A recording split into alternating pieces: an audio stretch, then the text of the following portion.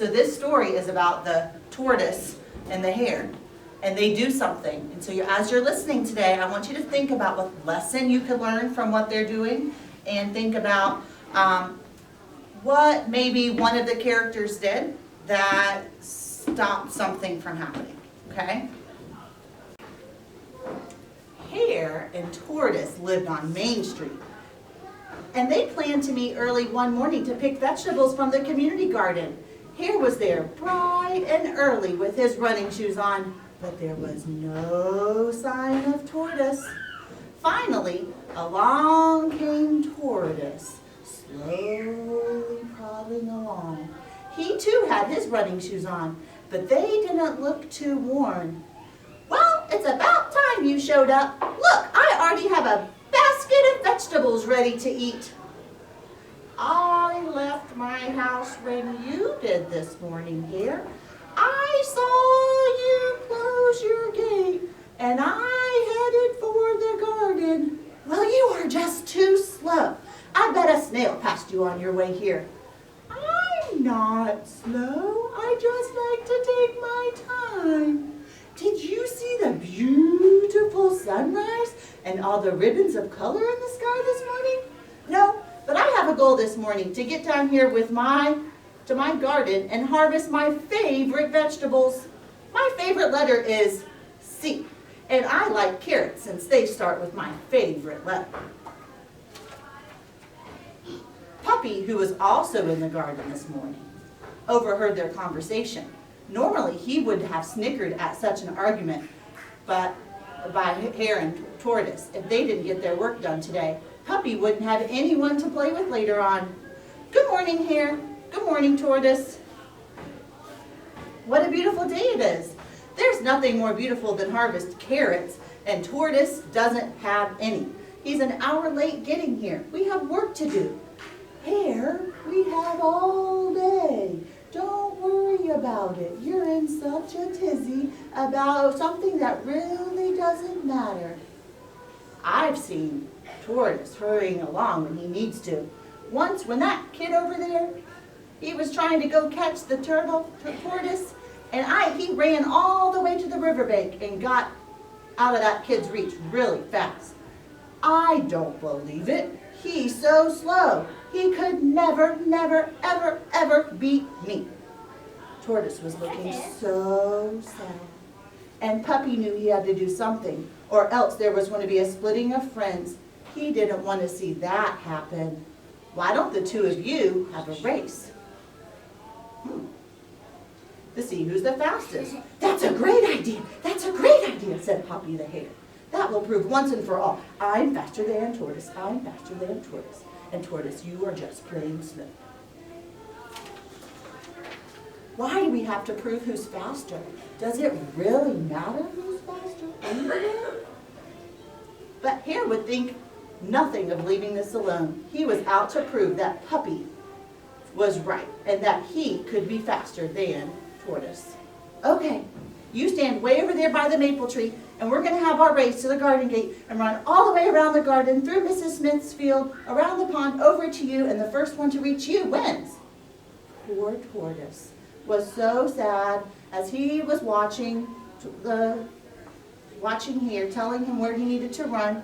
He just hung his head down and sighed. Puppy scurried off to the maple tree, and Tortoise readied himself by the garden gate. Soon they heard Puppy call out, "Are you ready?" "Ready, ready, I'm Puppy, I'm ready." "I'm ready." And off they went. Hare took off at great speed, leaving poor Tortoise plodding behind him. With no time, he was already halfway through Mrs. Smith's field. "Ah, look at that Tortoise back there.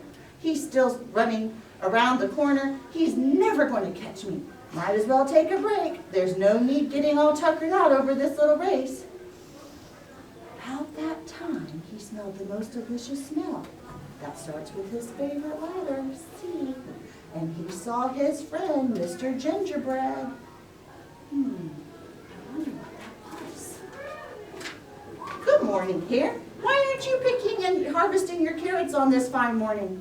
"Tortoise and I are having a race to see who's faster. He thinks he can beat me." "Say, are you making cookies? I think I have time for a snack. And cookies start with my favorite letter. There's C. A race, that sounds fine. Fun. Why, yes, I am baking some. Would you like to try? Yes, I'd love some. So, Hare sat down and he ate his cookies.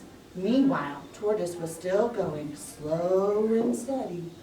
Keep on working, keep on working, keep on working, keep on working. Thanks for the treat, Mr. Gingerbread. And off he went to continue the race. After all those nice tasty treats, Hare was thirsty when he saw another friend that started with his favorite letter C. Mr. Cow. Would you like some fresh milk this morning, Hare? Sure, I have some extra time while I'm on my race with Tortoise, and I have just had cookies. That would be delicious. Meanwhile, Tortoise kept on working, kept on working. He never gave up. He kept on working. That was delicious.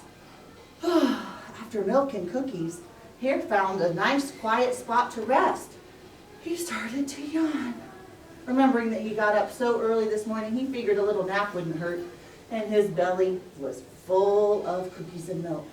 Tortoise was still plodding along, and he tried not to notice the smell of the cookies and the sweet grass and the dance of the butterflies as they fluttered by.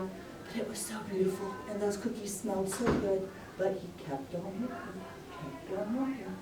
After a while, Tortoise caught up to the place where Hare was sleeping. But he just shook his head, and he continued on his way. Kept on working, kept on working. At least I don't run as fast as lightning, but that tires me out too fast. I'm just going to keep on walking, keep on walking. Hare did not wake up until he felt the sun beating down on him high in the sky. And Tortoise had already circled around the pond and was heading towards the fox at the maple tree at the finish line. What have I done? How could this be? How can I let the tortoise beat me in this race? Why did I let myself fall asleep and eat those cookies and milk? Hare sprinted as fast as he could and hopped along, trying to catch up with Tortoise. But his efforts were in vain, because up ahead there was the flag and the finish line, and the tortoise was declared the winner. You beat Hare, said Puppy. What an amazing race for you, Tortoise. How did you do it? Well, Puppy, I figured slow and easy would get me to the finish line. It looks like that made me win the race. Hare was not listening to anything that Puppy and Tortoise were saying. He was off in the meadow, throwing the biggest temper tantrum that you'd ever seen. I should have won! I should have won! I'm faster than Tortoise! I can't believe it! I can't believe I let him win! It's not fair! Puppy should have woken me up. It's his fault. I'm now up. Tortoise is going to think he's faster than me. This will never do. Eventually, Hare came back and joined his friends once he calmed down. He took a deep breath. He even extended his hand to the tortoise and congratulated him on a well-run race. You have nothing to worry about, Hare. I know that you're faster than me. You just let it all get to your head. Sometimes slow and steady wins the race. And the two friends went back to the garden to finish picking their vegetables as best buddies again. The end.